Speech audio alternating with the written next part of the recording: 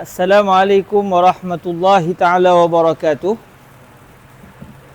Bismillahirrahmanirrahim. Alhamdulillah.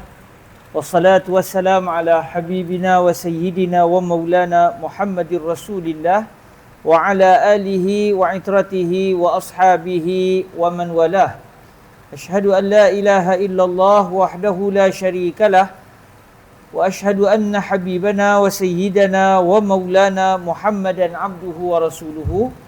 Allahumma salli wa sallim wa zid wa barik ala habibina wa sayyidina wa maulana Muhammadir Rasulillah wa ala alihi wa itratihi wa ashabihi wa man walah, amma ba'd. Alhamdulillah, sama-sama kita mengucapkan kesyukuran kehadrat Allah Subhanahu wa taala. Dengan keizinan daripada Allah Subhanahu Wa Taala, pada malam ini kita dapat bertemu lagi setelah semalamnya kita bertemu untuk kita meneliti sambungan perbahasan berkaitan dengan ayat mutlak. Semalam kita dah masuk dalam perbahasan dua kullah, kerana Nabi sallallahu alaihi wasallam bersabda, "Idza balagal ma'u kullatain lam yahmil khabathan," atau kama qala Rasulullah sallallahu alaihi wasallam. Apabila air tu sampai kepada kiraan dua kullah, maknanya berat dia sampai kepada berat dua kullah, maka ia tidak menanggung najis.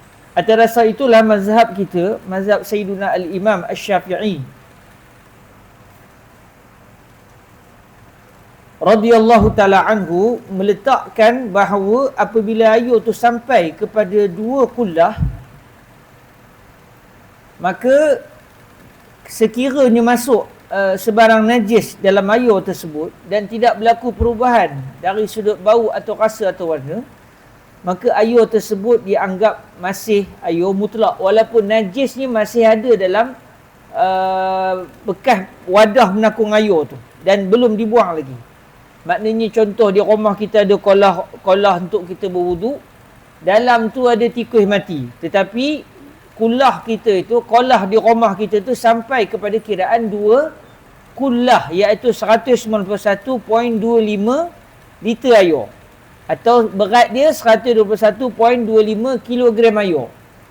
Apabila sampai kepada tahap tersebut, walaupun bangkai itu masih ada dalam air tersebut, maka air seluruhnya yang ada dalam kolah di rumah kita itu masih dianggap air mutlak. Tetapi katakan kurang daripada dua kullah, makanya kalau masuk saja najis, berubah ke tak berubah ke, tetap air tersebut dianggap sebagai air mutanajis. Kalau berubah memang sah-sahlah mutanajis. Kalau tak berubah sekalipun, contoh dalam besen kita besen kecil, biasa macam yang kita beli di kedai tu, besen kecil aja. Dalam masa yang sama, air dalam tu tak sampai pun 191.25 liter, mungkin 100 liter saja, mungkin kurang daripada 100 liter. Tengah kita nak mencedok air tujuan untuk wuduk, nengok ada bangkai tikus mati dalam tu, tetapi takdirkan Tuhan sebelum tu kita dah berkumur-kumur apa semua dah, dan tak terasa pun ada perubahan. Baunya kita dah masukkan air dalam hidung, bau pun tak ada. Kemudian masa kita komor-komor, tak terasa pula air tu pelik berbenar rasanya. Kemudian kita menengok pun air tu elok jernihnya, tak adalah bertukar warna. Maka walaupun tidak berlaku perubahan bau atau rasa atau warna, tetap air tersebut dianggap air mutanajis, kerana sudah dimasuki najis dalam keadaan dia kurang daripada bilangan dua kullah. Dan semalam kita dah tengok cara mengira dua kullah. Kalau bekas penakung air itu berempat segi, maka iaitu panjangnya, lebarnya dan dalamnya, maksudnya panjang, lebar dan dalam menyamai 1/4 hasta manusia biasa, manusia dewasa yang biasa. Dan kalaulah bekas yang menakung air tu, macam katakan tong drum, dan besar tong tu, sehingga panjangnya adalah 2.5 hasta manusia, tinggilah namanya tong tu. 2.5 hasta manusia. Dan dalam masa yang sama, diameter dia daripada hujung ke hujung bulatan itu, diameter dia mencapai 1 hasta manusia. Bererti ketika itu kalau kita sukat air yang ada dalam itu, dia mencapai 191.25 liter air. Bahkan mungkin lebih ataupun kurang pun sikit saja. Maka air tersebut dianggap air yang berstatus 2 kullah. Dan semalam juga kita telah melihat bahawa dalam mazhab Syafi'i kita, dalam mazhab Sayyidina Al-Imam Asy-Syafi'i, 2 kullah ini pada kiraan satu ketika dahulu menyamai 500, beratnya menyamai 500 kati Baghdad. Iaitu pada hari ini menyamai 191.25 kilogram air berdasarkan pandangan jumhur para ulama. Berbeza sikit dari sudut mazhab Al-Imam Abu Hanifah. Kerana mazhab Imam Abu Hanifah meletakkan satu kati Baghdad itu lebih berat daripada satu kati Baghdad di sisi jumhur para ulama. Kita ambil yang jumhur lah sebab kita sedang belajar mazhab Al-Imam Asy-Syafi'i. Jadi 500 kati Baghdad setelah dikira menyamai 191.25 kilogram air. Kerana apa? Kerana satu kati Baghdad di sisi jumhur para ulama, ni semua kita dah cerita semalam, menyamai 382.5 gram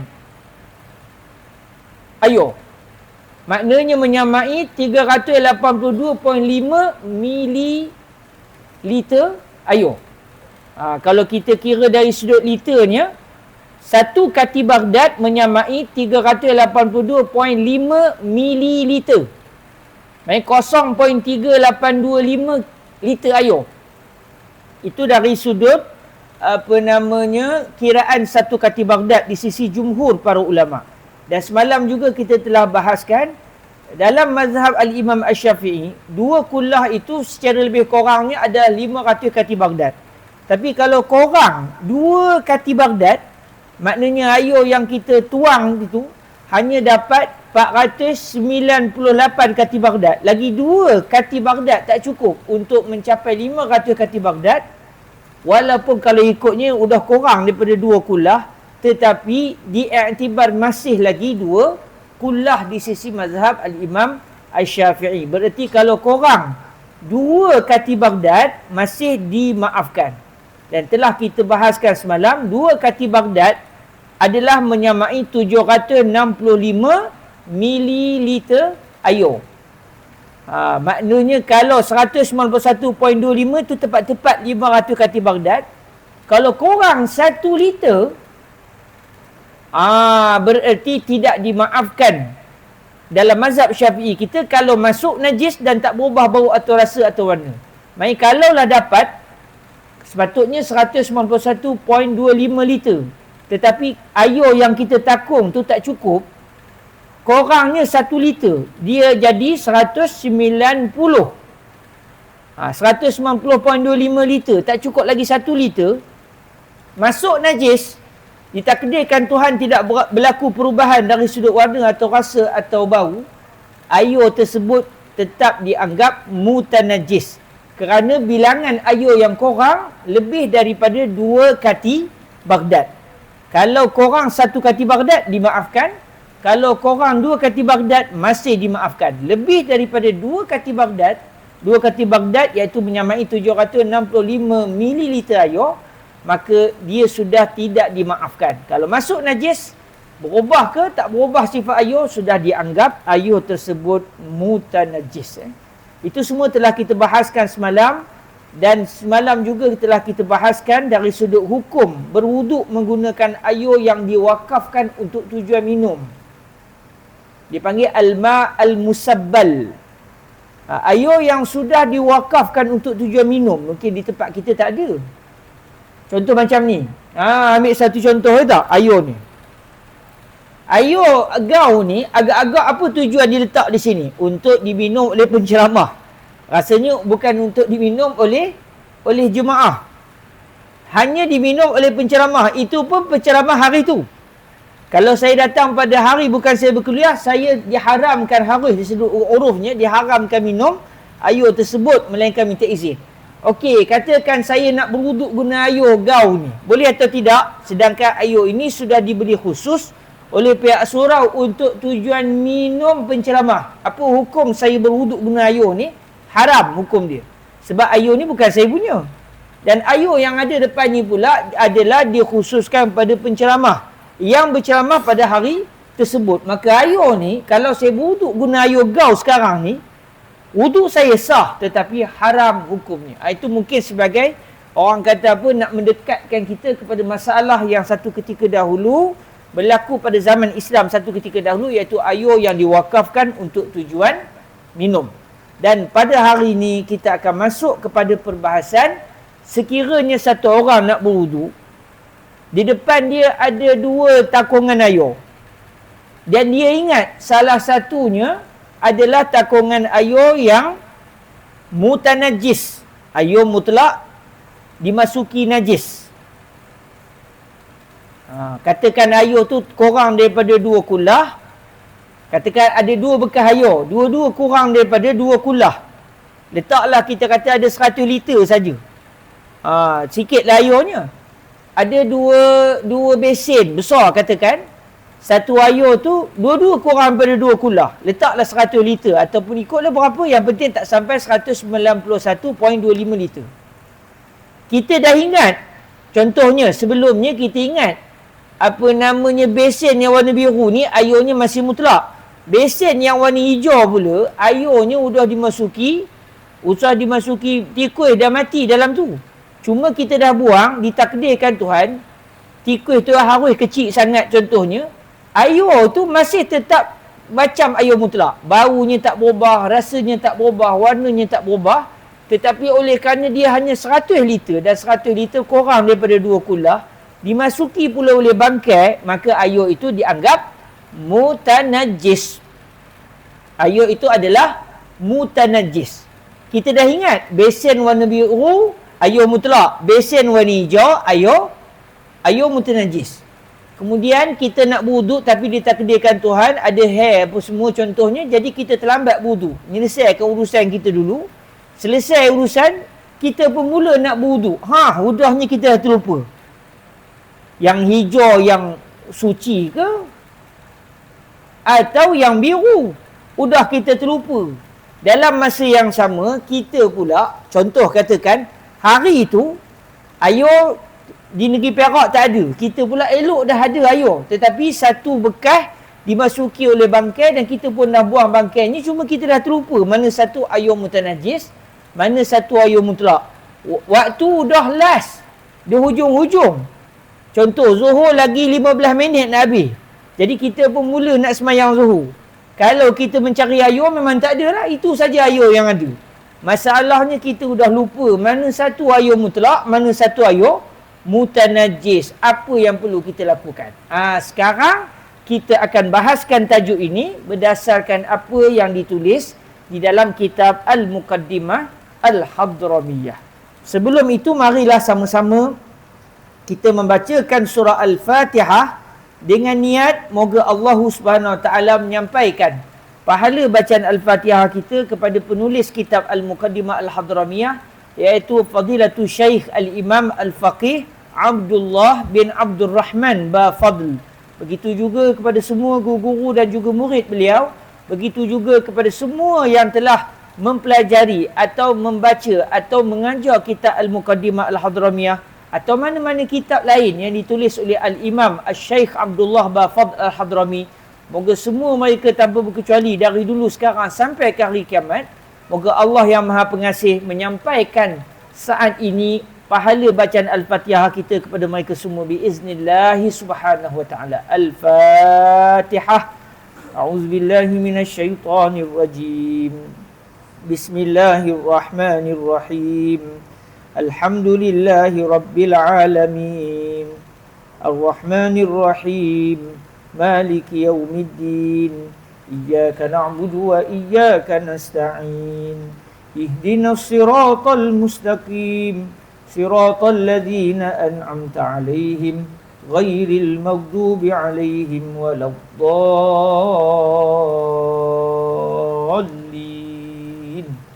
Amin. Tuan-tuan yang dirahmati Allah, Syekh Abdullah bin Abdul Rahman Bafad rahimahullahu subhanahu wa ta'ala berkata, faslun, idza ishtabaha alaihi tahirun bimutanajjisin ijtahada wa tatahhar bima zanna taharatahu walau a'ma. Terjemahannya, apabila fasal ini, ada satu fasal iaitu satu tajuk baru yang membicarakan tentang hukum berijtihad. Maknanya kita kena agak-agak, kita kena cuba cari apa saja bukti, sama ada bukti kuat ke tak kisah, yang dengan bukti itu kita akan menyebabkan rasa salah satu itu yang ayat mutlak. Kita tengok, ingat-ingat balik, rasa yang ni dah, cuba terbayang-bayang balik, ingat balik tadi letak di mana yang kanan, mana yang kiri, apa saja tanda lah, supaya kita dapat mengagak kembali mana satu yang mutlak, mana satu yang tidak mutlak. Jadi kita ada dua bekah. Dalam bekah itu salah satunya ayat mutlak, salah satu lagi ayat mutlak yang sudah menjadi mutanajjis. Contohnya tadi saya datangkan, iaitu ayat yang kurang daripada 2 kulah yang telah dimasuki oleh oleh bangkai tikus katakan. Dalam masa yang sama tak ada pula perubahan bau atau rasa atau warna pada air tersebut. Jadi depan mata kita ada 2 takungan air, kita dah tak ingat mana satu. Maka kita pula nak guna salah satu air tersebut, sebab salah satunya air mutlak, kita nak berwudu. Makanya saat itu kita mesti mencari jalan supaya kita mengenal pasti, agak-agaknya mengikut apa saja bukti yang kita dapat, mana satu ayat mutlak, mana satu ayat mutanajjis. Jadi ini adalah fasal, iaitu satu tajuk di dalam membicarakan tentang hukum berijtihad. Ijtihad di sini maknanya kita mencari sebarang bukti pada menentukan mana satukah ayat yang suci.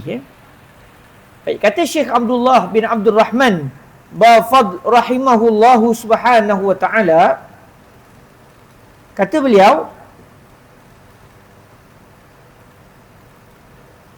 apabila berlaku kesamaran kepada seseorang untuk membezakan antara air yang suci lagi menyucikan, iaitu air mutlak, suci lagi menyucikan, dengan air mutanajjis. Main depan dia ada 2 bekah penakung, ada 2 bekah air, salah satunya confirm air mutanajjis, salah satunya confirm air mutlak yang masih lagi suci, lagi menyucikan. Cuma masalahnya dia tak tahu mana satu yang mutlak, mana satu yang mutanajjis. Maka ketika itu, sekiranya dia mahu menggunakan air tersebut untuk bersuci, kalau dia nak gunalah. Contoh, kalau dia tak nak guna, selesai masalah. Dia kata, pening-pening kepala, awak cari air yang confirm. Buka katakan di situ, di rumah di tepi sungai. Dia tu ambil air dari sungai untuk wuduk, selesai masalah. Tapi masalah ini mungkin akan jadi isu apabila tak ada air lain. Hanya ada 2 tu saja. Dalam masa yang sama, waktu pula udah nak habis. Dan dia mesti solat. Dia tak boleh bertayamum sebab ada air mutlak yang confirm. Maka ketika itu dia mesti, apa yang dia kena buat? Dia diwajibkan berijtihad. Iaitu dia kena mencari sebarang bukti yang boleh memandu dia untuk menentukan mana satu ayat mutlak. Dia diwajibkan berijtihad bagi menentukan ayat mutlak, dan seterusnya dia boleh bersuci dengan air yang kuat pada sangkaannya sebagai suci. Maknanya contoh, ada 2 besen. Dia dah terlupa mana satu yang mutlak, mana satu yang mutanajjis. Bila dia tengok mana satu, dia nampak air yang besen warna biru macam ada kesan air terpercik. Yang besen warna hijau pula nampak elok je, tak ada pula ada kesan basah keliling-keliling tu. Maka dia kata, terpercik ni sebab masa tikus mati tadi, sementara dia sebelum mati, dia dan cuba mengelak, cuba nak selamat, menyebabkan air terpercik keluar. Jadi dia kata mungkin bekah yang warna biru yang ada kesan air terpercik ni, inilah air mutanajjis yang tadi dia dah buang bangkai tadi, cuma dia dah terlupa. manakala bekas yang satu lagi elok je, tak ada kesan basah kelilingnya, mungkin ini adalah air yang masih mutlak. Jadi setelah dia dah dapat agak bekas yang menakung air yang tak ada kesan pocik air terkeliling itu, dia rasa yang ini harusnya air mutlak. Boleh ke dia berwuduk guna air tersebut? Boleh. Sah wuduknya. Walaupun mungkin di sisi Allah Subhanahu Wa Taala yang Maha mengetahui, Allah mengetahui yang dia sudah tersalah. Mungkin. Contoh, katakan di akhirat nanti Allah khabar ke dia, Mika masa ambil wuduk hari tu ni, Mika ingat tak Mika Mika rasa bekas yang warna hijau contohnya. Sebenarnya yang apa namanya, yang bernajis itulah yang warna hijau yang Mika berwuduk tu. Atau dia berdosa ke? Jawapannya tidak. Kerana di dunia ini dia hanya mampu setakat itu saja.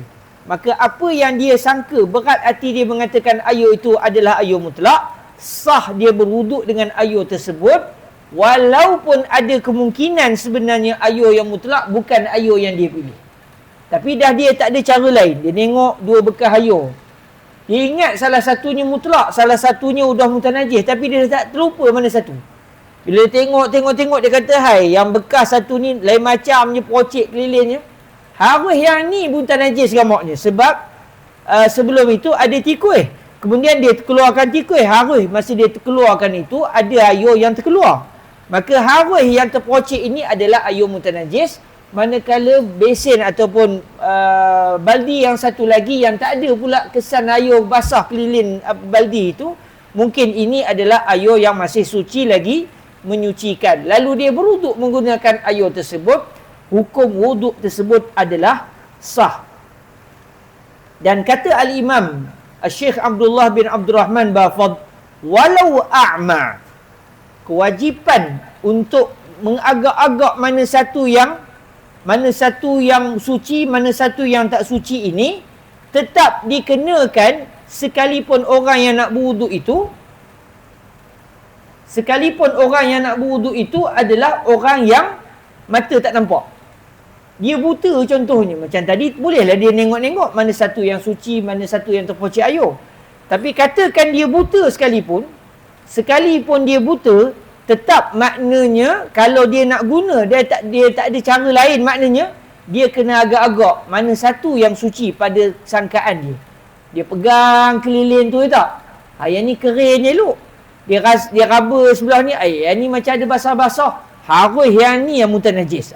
Jadi dia sudah, walaupun mata tak nampak, tapi dia guna segala kemampuan yang dia ada untuk dia mencari sebarang petunjuk yang akan membuktikan mana satu bekas air yang masih lagi suci, lagi menyucikan. Ini adalah hukum kalau dia hadapannya ada dua bekas penakung air, yang salah satunya adalah suci, manakala salah satunya lagi adalah mutanajis. Cuma dalam perbahasan fiqah dibahaskan lagi, cuma di sini tak disebut. Cuma dah alang-alang kita nyebut ni, kita sebutlah lebih kurang lagi. Kita tambah lagi. Yang ini, masalah yang sedang kita bicarakan ini, sekiranya dua bekas itu, salah satunya air mutlak, salah satunya air mutlak yang sudah dimasuki najis, lalu menjadi mutanajis.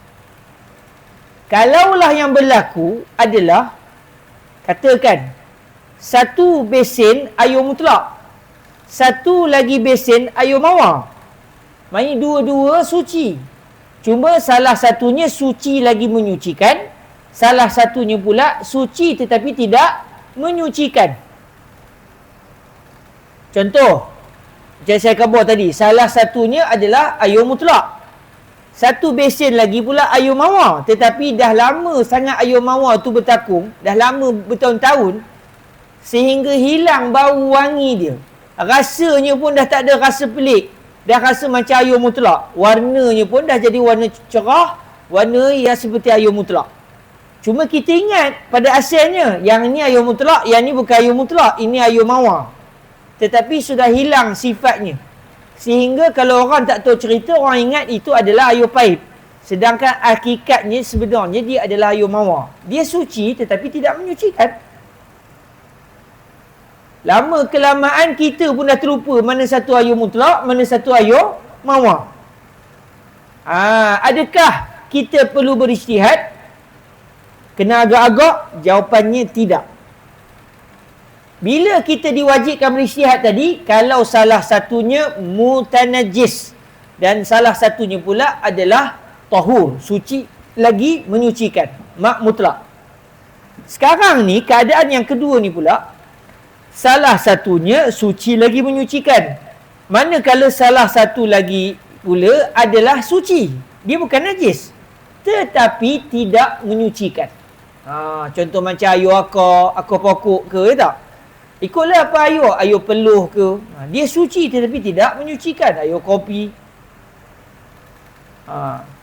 Dalam situasi ini tidak boleh berijtihad. Ataupun yang perlu dibuat, wuduk 2 kali. Contoh dia nak wuduk, nak pilih mana satu, tak payah pilih. Wuduk kedua-dua ayu tersebut. Maknanya dia wuduk kali pertama, guna besen yang pertama. Tak kira lah itu ayu mutlak ke, ayu apa namanya, apa tadi, ayu wangi tadi ke, yang dah hilang bau rasa dan warna tu, tak kisahlah. Kali kedua berwuduk, wuduk satu lagi. Kerana wuduknya tetap sah secara pasti. Kerana apabila dia telah berwuduk menggunakan kedua-dua ayu tadi, ayu mawar pun dia berwuduk, ayu suci lagi menyucikan pun dia berwuduk, dan ayu yang mawar tu pula bukan najis, berarti wuduknya sah. Tak kira lah mula-mula tu dia mula berwuduk tu ayu mawar ke, atau mula-mula berwuduk ayu yang suci lagi menyucikan. Tetap tak ada sebarang masalah. Ini kalau salah satunya adalah suci lagi menyucikan, dan salah satunya pula adalah suci tetapi tidak menyucikan. Keadaan yang ketiga yang juga tak disebut dalam kitab, tetapi sangat hampir yang perlu untuk kita ketahui, ni keadaan yang baru pula, keadaan yang ketiga. Apabila orang tadi dia tidak pasti di antara dua bekas ayu, dua-dua ada ayu, salah satunya suci lagi menyucikan, salah satunya bukan suci, bahkan najis. Kalau mula-mula yang kita bahaskan tadi yang perlu berijtihad itu ayu mutlak yang dimasuki najis, dia jadi mutanajjis. Sekarang ni pula keadaan yang ketiga ni pula bukan ayu mutlak dimasuki najis, memang najis. Contoh, satu orang dia memang ada perangai, contohnya tak ada roja contohnya, ataupun dia memang takut malam, ataupun dia katakan dia sakit. Setiap kali malam nak terkencinnya, dia kencing di satu baldi. Disebabkan dia ni sakit, udahnya kencing dia udah jadi macam ayu paip. Kalau orang tak tahu cerita, orang ingat itu ayu mutlak, tapi dia tahulah tu ayu kencing. Satu hari dalam tandas itu ada dua bekas ayu lah, satu ayu mutlak, satu lagi ayu kencing orang yang sakit. Kita datang rumah dia, kita nak berwuduk, dia kata kat kita, Mika nak berwuduk hati-hati. Salah satu baldi yang ada dalam dia ayu tu kencing awak. Cuma nak buat macam mana? Baunya bau ayu mutlak, rasa pun rasa ayu mutlak, warna pun warna ayu mutlak. Salah satunya pula adalah ayu suci lagi menyucikan. Dia pun nak khabar, ayu yang kencing itu adalah tiba-tiba nyawanya ditarik oleh malaikat maut. Kolu si pula tadi. Tak sempat dia bagi tahu baldi yang mana satu ayu mutlak, baldi yang mana satu yang kencing dia yang kebetulannya macam ayu mutlak. Ni saya buat cerita lah ni, tak berlaku rasanya kan. Yang kita pula nak berwuduk. Si fulan ni dah qalu, kita pula kebetulannya tak semayang lagi. Takdir Allah Ta'ala, ayu tak ada. Di kampung itu yang ada hanya itu saja ayu yang berbaki. Habis call orang lain, Mika ada ayu? Tak ada. Sekarang memang confirm ada ayu mutlak. Masalahnya ada satu besen pula ayu najis. Bukan mutanajis. Memang najis. Kencing ke ikutlah apa benda pun. Tak sempat dia khabar ke kita. Atau dia dah khabar. Tetapi kita pula tiba-tiba dia putus nyawa. Kita punya kelang kabut sudah terlupa. Mana satu yang dia khabar tadi mutanajis. Mana satu yang najis, mana satu yang mutlak. Kita dah tak ingat. Ayu pula dah tak ada, itu saja yang ada. Cuma masalahnya, mana boleh kita wuduk kedua-duanya sekali? Kalau kita wuduk kali pertama terkena kencing, wuduk kali kedua air mutlak, tak apa lah. Tapi masalahnya kalau terbalik macam mana? Start dengan air mutlak, kali kedua bantai air kencing. Jadi masalah kita punya wuduk kita dan solat kita. Dalam situasi ini, pandangan mazhab kita, hendaklah kedua-dua air tu dia ronggah buang semua.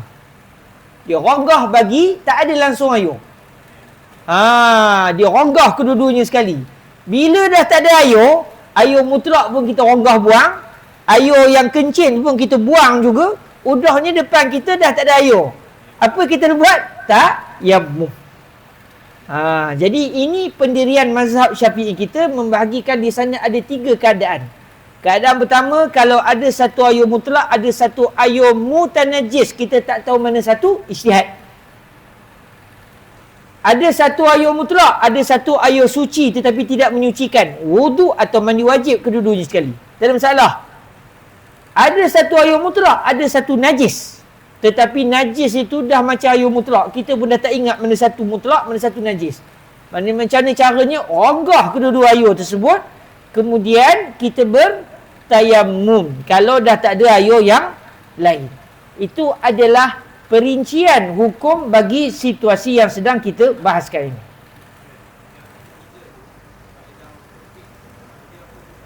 Macam mana?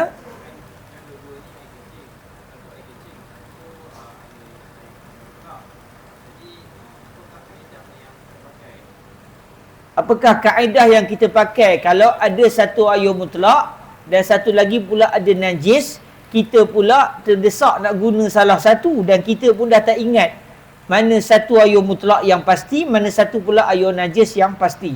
Apakah kaedah fiqh yang digunakan ketika ini? Yang mana dalam mazhab Syafi'i kita buang kedua-dua air tersebut. Apakah kaedah fiqh yang digunakan? Wallahu a'lam. Sebab kaedah fiqh ni dia akan pergi kepada al-yaqin la yuzalu bisyak ataupun ad-dararu yuzal, mungkin ad-dararu yuzal. Ataupun mungkin dia pergi kepada isu ad-dararu yuzal. Mungkin kaedah itu yang digunakan. Tetapi dalam situasi ini, supaya kita dapat suci dengan sesempurnanya, untuk kita sampai al-yaqin dengan sebenar-benarnya, dan tak ada cara lain, dia mungkin digunakan satu kaedah yang biasa juga digunakan oleh para ulama. Idza ta'arada tasaqata. Kalau kedua-duanya sudah bertembung, maka kedua-duanya hendaklah digugurkan. Itu juga mungkin dijadikan sebagai kaedah di dalam mazhab kita. Dalam ijtihad mazhab Syafi'i radhiyallahu taala anhu, kalau depan kita ada dua air, satunya confirm confirm najis, bukan mutanajis so ada beza mutanajis dengan najis. Kalau mutanajis air mutlak yang dimasuki najis. Yang ini bukan air mutlak, memang kencing contohnya. Atau muntah, ikutlah apa saja yang diiktibar di sisi mazhab kita sebagai najis. Salah satunya najis secara pasti dan salah satunya pun air mutlak secara pasti, dan kita dah tak tahu mana satu air mutlak, mana satu najis.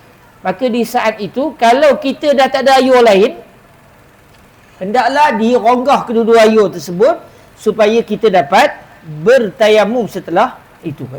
Sebab kalau kita tayamum awal terus tayamum tak boleh, sebab air mutlak ada. Syarat sah bertayamum ketika tak ada air. Cepat benar isyak-nya. Azan lah dulu.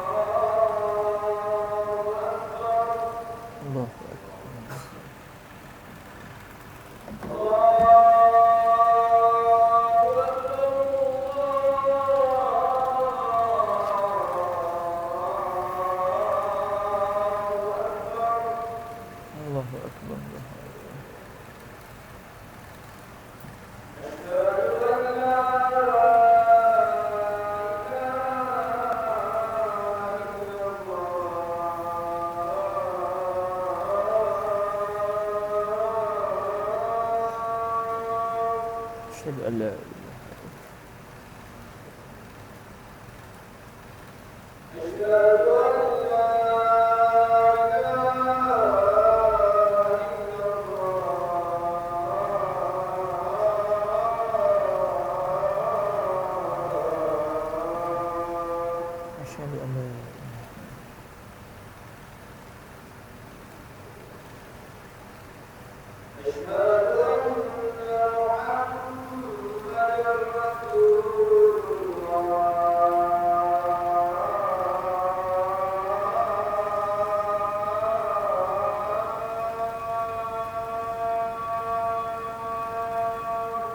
an la asyhadu anna sayyidana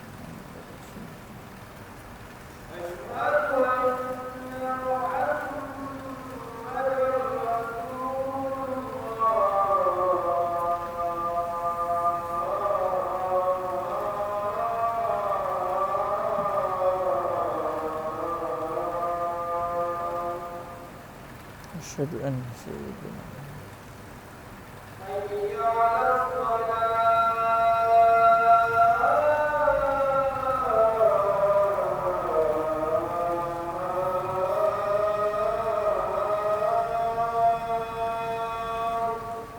la haula wala quwwata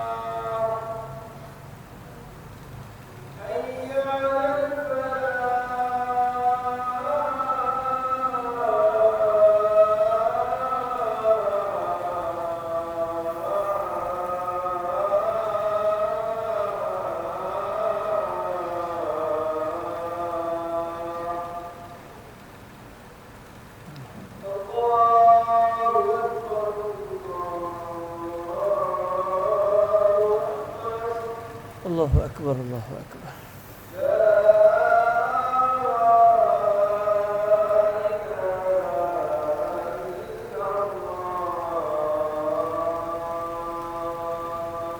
wa ana asyhadu an la ilaha illallah wahdahu la syarika lah wa asyhadu anna sayyidana Muhammadan abduhu wa rasuluh raditu billahi rabba wa sayyidina Muhammadur rasulullah wal islam dina Allahumma rabb hadhihi da'wati tammah والصلاة القائمة آتي سيدنا محمدا الوسيلة والفضيلة والدرجة الرفيعة وابعثه مقاما محمودا الذي وعدته إنك لا تخلف الميعاد وصلى الله على سيدنا ومولانا محمد وعلى آله وصحبه وبارك وسلم.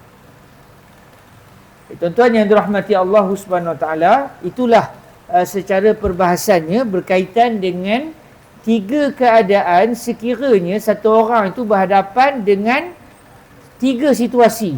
Situasi pertama, depan dia ada ayat mutlak, depan dia juga ada ayat mutanajis dan dia tak tahu mana satu ayat mutlak. Situasi kedua, depan dia ada ayat mutlak dan depan dia juga ada satu ayat suci yang lain. Cuma ayat tu suci tidak menyucikan. Contoh macam ayat apa namanya, contoh macam ayat apa tadi? Madu ke, ikutlah yang rasanya, bau atau rasanya serta warnanya dah jadi macam air mutlak. Situasi yang ketiga adalah air mutlak, depan dia ada air mutlak dan dalam masa yang sama depan dia juga ada najis. Dan takdirnya najis itu sudah seperti air mutlak. Maka ada tiga situasi dengan perbezaan hukum bagi setiap situasi ini. Kemudian penghujung bagi masalah ini, ada hujung sikit lagi disebut oleh Al-Imam Asy-Syaikh Abdullah bin Abdul Rahman Bafad, dan ini adalah penutup untuk majlis kita pada malam ini. Kata beliau, wa idza akhbarahu bitanajjusihi thiqatun wa bayyana as-sababa aw kana faqihan muwafiqa i'tamadahu. Ini kes dia apa? Kes yang dalam kitab ini, saya datangkan tadi 3 kes. Yang disebut dalam kitab ini, kes yang mula-mula tadi saja, iaitu ayo mutlak ada depan dia, dan dalam masa yang sama ada pula ayo mutanajis. Dalam masa yang sama dia tak tahu mana satu ayo mutlak, mana satu ayo mutanajis. Maka dia wajib berijtihad, wajib dia kena cari sebarang petunjuk yang membawa dia untuk mengagak mana satu ayo mutlak. Itu kalau tak ada orang kabur ke dia. Soal sekarang situasi yang sama macam itu juga, ada depan dia ayo mutlak dan ada depan dia ayo mutanajis. Cumanya ada orang kabur ke dia. Mika jangan ambil baldi apa namanya warna biru tu, itu mutanajis. Mika ambil baldi warna hijau. Kalau warna hijau tu ayonya suci lagi menyucikan. Jadi di sini ada pula orang yang kabur ke dia, mana satu ayo mutlak, mana satu ayo mutanajis. Adakah dia wajib pegang tanpa perlu berijtihad, atau dia tak pegang pandangan orang sebut, dia pegang ijtihad dia? Di sini disebut apabila seseorang yang dipercayai, maksudnya dia bukan seorang kaki cong orang, dia bukan deoh orang, dia bukan tipu orang, orang yang dipercayai, dipanggil siqah dalam bahasa Arab. Apabila seseorang yang dipercayai memberitahunya secara pasti tentang kenajisan salah satu ayo tersebut, sama ada dengan menyatakan sebabnya atau tanpa menyatakan sebab.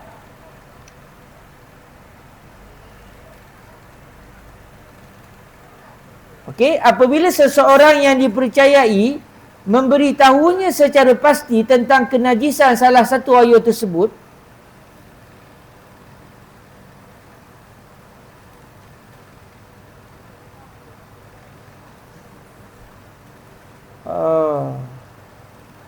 cuma saya tersalah terjemah tuan-tuan. Saya baru tersedar saya tersalah terjemah. Lepas tu saya je pening, macam mana terjemah dia. Saya tersalah terjemah sikit. Nanti saya betulkan. Kalau ikut keadaan yang pertama, dia sebut dalam bahasa Arabnya,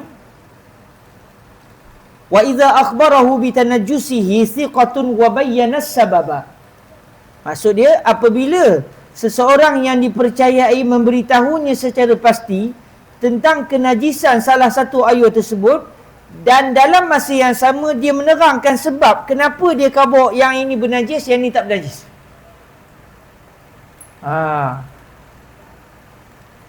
Itu satu. Atau keadaan yang kedua, orang yang menyatakan salah satu tu najis, salah satu ni tak bernajis, sama mazhab dengan orang yang nak berwuduk ini. Jadi ada dua orang, ada dua keadaan. Satu orang dia tak sama mazhab. Kita mazhab Syafi'i, dia mazhab Hanafi. Kita tengah, dia kata, kenapa mikir yuk? Nampak berlega-lega no otak tu je. Kulu kelo apa ke? Si kita pun nyebut awak nak berwuduk ni, tapi tak tahu. Salah satunya mutanajis, salah satunya suci lagi menyucikan. Awak tengah fikir mana satu yang nampak gayanya dia adalah suci lagi menyucikan. Lalu kawan kita ni dia mazhab Hanafi. Dia kata, "Yuk, yang warna biru ni yang mutanajis. Yang hijau ni tidak mutanajis." Kita kata, kenapa Mika kata yang ni bernajis ni tak najis? Dia kata, ada lah. Dia tak terang sebab. Kalau dia tak terang sebab, kita tak boleh pegang pandangan dia. Sebab, mungkin pada dia bernajis, pada kita tidak bernajis. Mungkin pada dia tidak bernajis, pada kita bernajis. Jadi, dia kena terang sebab mengapa dia kabur yang ni mutanajis, yang ni bernajis. Mana yang ni mutanajis, yang ni yang suci. Jadi kalau dia terang kepada kita, dia kata sebab apa awak kata yang ini? Sebab tadi awak nampak ada tikus mati. Dan awak ingat Mika yang buang. Cuma gambarnya Mika dah terlupa. Yang ni, besen ni, awak ingat lagi. Memang Mika ngambil bangkai tu daripada besen yang warna biru ni. Dia terangkan sebab kerana ada bangkai. So, mazhab dia dengan kita sama. So, kita peganglah pandangan yang dia sebut tadi. Ini satu kes. Atau datang orang yang kedua. Ni keadaan yang lain pula. Kita pun tengah kulu kelo mikir mana satu mutanajis, mana satu tak mutanajis. Lalu si fulan kata, apa kehai Mika yuk? Ni awak nak berwuduk ni, salah satunya mutanajis, salah satunya suci lagi menyucikan. Tapi awak dah tak ingat mana satu yang mutanajis, mana satu suci lagi menyucikan. Kawan yang datang ni pula satu mazhab dengan kita. Sama-sama mazhab Syafi'i. Dia kata, yuk, yang ni, yang hijau ni suci. Lagi menyucikan. Yang biru ni tidak suci lagi menyucikan. Bahkan dia mutanajis. Dan dia tak nyatakan sebab. Cuma dia sebut dengan confirm. Dalam situasi ini, oleh kerana dia dengan kita sama mazhab, maka hendaklah kita memegang pandangan dia. Sebab kita masih nak mencari-cari petanda. Dia sudah nampak dengan jelas. Dan dia tahu mana satu mutanajis, mana satu yang tidak mutanajis. Dan dia dengan kita pula satu mazhab. Maka pandangan kenyataan dia itu umpama keyakinan bagi kita. Jadi, ada dua situasi. Bila orang khabar ke kita, yang ni mutanajis, yang ni suci. Iaitu situasi pertama, kita dengan dia sama mazhab. Kalau kita dengan dia sama mazhab, dia khabar ke kita saja, tak payah pening-pening yuk. Yang biru ini mutanajis, yang hijau suci lagi menyucikan. Oleh kerana kita dengan dia satu mazhab dan dia memang kuasai fiqh macam kita juga, maka kita peganglah pandangan dia, tak payahlah kita ijtihad. Sebab kenyataan dia itu umpama nas. La ijtihada ma'an nas. Sudah tidak lagi boleh ada ijtihad kalau sudah ada teks yang jelas menyatakan yang ini bernajis, yang ini suci. Keadaan yang kedua pula, kita katakan berada di mana masa tu? Kita di Maghribi. Kawan kita mazhab Maliki. Dia tanya kita, apa keham ni keyup? Dalam bahasa Arab lah. Kita kata, awak ni nak berwuduk. Tapi itulah, salah satunya mutanajis, salah satunya suci lagi menyucikan. Awak tengah fikir, mana satu ni? Tak ingat mana satu yang suci, mana satu yang mutanajis. Dia kata, yang biru itu suci, yang hijau itu mutanajis. Kalau dia sebut apa tu saja, kita tak boleh pegang lagi. Kita kena tanya, mengapa Mika sebut yang biru ini mutanajis, yang hijau itu suci? Contoh, kita kena tanya dia betul-betul. Bila dia terangkan sebab, dan kita kena teliti sebab dia, kalau sebab yang dia nyatakan tu sama dengan mazhab kita, berarti kita pegang pandangan dia. Contoh, kita tanya, kenapa Mika kata yang hijau ini suci lagi menyucikan, dan kenapa Mika kata yang biru ini pula mutanajis? Dia kata sebab tadi awak menengok ada bangkai tikus. Ayo pula korang dua kulah. Dia terangkan sebab. Dia terangkan sebab. Jadi dia kata, bila ayo korang dua kulah, masuk tikus, Mika pula mazhab Syafi'i, ayo tak berubah bau rasa dan warna, tapi Mika mazhab Syafi'i, maka dalam mazhab Mika inilah mutanajis. Diterangkan sebab. Kita hendaklah berpegang dengan kenyataan dia. Sebab apa kita kena tanya sebab? Sebab mungkin mazhab dia tak sama dengan mazhab kita. Sebab kalau contoh dalam isu mazhab Maliki betul, dalam isu ini dia kata, yuk Mika wuduk mana-mana pun tak ada masalah. Tak ada yang najis. Sudah. Kenapa? Sebab dalam mazhab Al-Imam Malik, kalau ayo korang dua kulah dimasuki najis, tak berubah pula bau rasa dan warna, tetap ia adalah ayo mutlak. Oleh kerana kita dengan dia tak sama mazhab, kalau dia khabar yang ni suci, kita kena tanya, kenapa? Sebab tak sama mazhab. Mungkin pada dia suci, pada kita mutanajis. Pada kita suci, mungkin pada dia sudah mutanajis. Jadi kita kena tanya sebab, kerana tak sama mazhab. Tapi kalau kita dengan dia sama mazhab, tidak perlu bertanya sebab, kerana bila dia dengan kita sama mazhab dan dia mengatakan ini suci, yang ini mutanajis, bererti dia menyatakan kenyataan tersebut berdasarkan ilmu fiqh. Bukan dia agak-agak tidak, dia berdasarkan ilmu fiqh, dan fiqh dia dengan kita sama, maka kenyataan dia umpama teks yang jelas yang mesti dipegang, tidak boleh kita berijtihad saat itu. Kalau dia kata, dia pun awak pun tak tahu mana suci, mana ketika itu kita hendaklah berijtihad. Cuma dalam teks PDF yang saya bagi tu, baru saya tersedar, saya tersalah, ada sikit tersalah pada awal-awal tu, nanti saya betulkan semula dan saya sharekan teks yang betul terjemahnya. Wallahu taala a'la wa a'lam. Silakan cikgu.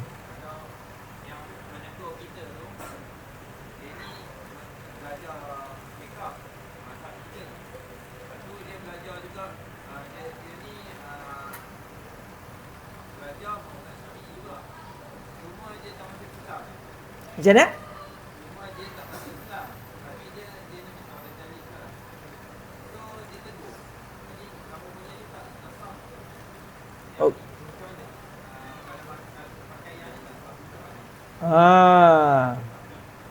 Dia khabar ke kita, tapi dia tu tidak beragama Islam. Dia belajar, dia hebat lah buat fiqah maknanya. Cuma dia bukan Islam. Kalau dia bukan Islam, tidak yakin. Maknanya dalam situasi ini, tidaklah orang tersebut juga beragama Islam. Bagus soalan ni. Sebab dalam kitab fiqah dia tak sebut. Yang kita tengok sekarang ni tak disebut, tetapi dia disebut thiqah. Thiqah ini maknanya thiqah dari sudut riwayah. Thiqah dari sudut riwayah, maknanya dia mesti seorang Muslim. Dia mesti seorang Muslim. Dia mesti seorang Muslim. Jadi kalau dia bukan Islam, walaupun dia baik macam mana pun, kita masih lagi tidak dapat berpegang dengan pandangan dia, kerana mungkin dia disebabkan tidak beragama Islam, mungkin dia ingin menipu. Wali'uzubillah min zalik. Jadi kalau satu agama Islam yang ada pada diri dia, insya-Allah menghalang dia daripada menipu. Tapi kalau dia tak sama agama dengan kita, tak mustahil dia nak kenakan kita, supaya kita berwuduk dengan ayat mutanajis. Kalau Syiah, dia masih Muslim. Syiah dia masih Muslim, tetapi dia adalah fasik. Jadi dia bukan thiqah.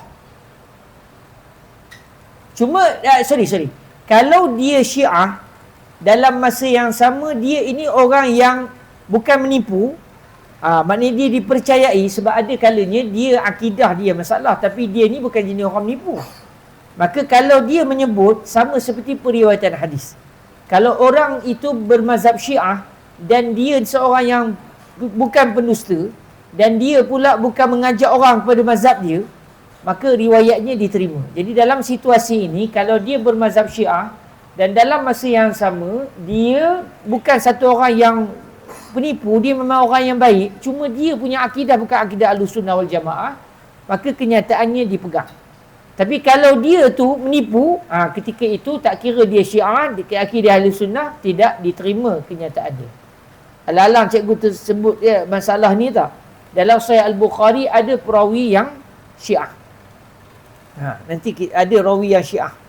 Tetapi Imam Bukhari terima hadisnya kerana dia seorang yang Syiah. Guru Imam Bukhari ini seorang yang Syiah, tetapi seorang yang benar. Dan hadis itu pula tidak berkaitan dengan isu Syiah. Maka Imam Bukhari menerima kerana tidak ada sebarang alasan untuk menolak kenyataannya. Tapi kalau hadis itu seolah-olah ada kaitan dengan pendirian Syiah, walaupun dia seorang yang benar, tak diterima. Sebab ada kemungkinan, ada keraguan di situ. Tapi kalau hadis itu diriwayatkan oleh seorang Syiah, dan dia pula bukan seorang pendusta, hadisnya pula tidak berkait dengan isu Syiah, maka ia diterima di dalam periwayatan hadis. Sebab itu dalam Sahih Al-Bukhari ada perawi yang Syiah. Mungkin jarang-jarang kita dengar, dah kebetulan keluar ni, kita sebutlah lebih kurang. Siapakah orangnya? Kena carilah. Ada dalam Sahih Al-Bukhari.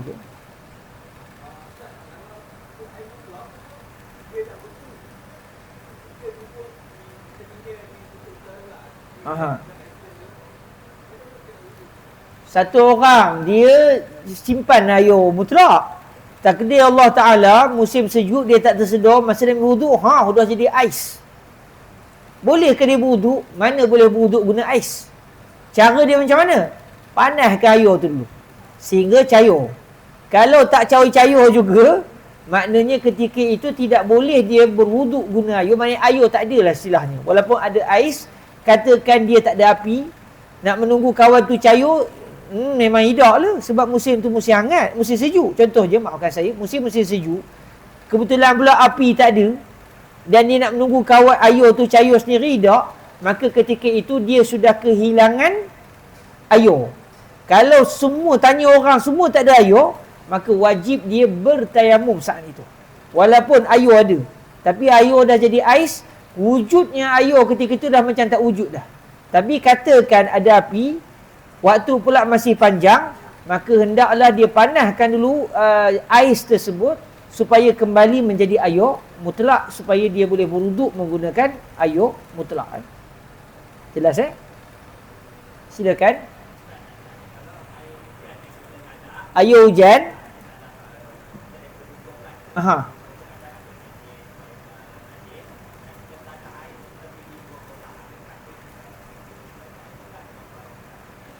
Okey. apabila kita menadah air hujan, dalam masa yang sama air hujan tu pula kita tadah daripada atap rumah kita. Kita pun tak tahu ada apa di atas atap kita ke tak? Sebenarnya air hujan ini adalah air yang suci lagi menyucikan. Makanya kalaupun kita tadah kurang daripada 2 kulah sekalipun, tetap dia suci lagi menyucikan. Selagi tidak confirm atas tu ada apa, selagi tak confirm lah atas tu ada apa, bila air hujan yang kita tadah itu kurang daripada 2 kulah sekalipun, tetap ia adalah air mutlak. Yang kita bahaskan isu 2 kulah atau tidak 2 kulah ini, iaitu sekiranya air mutlak yang kurang 2 kulah, confirm ada najis di dalam ni.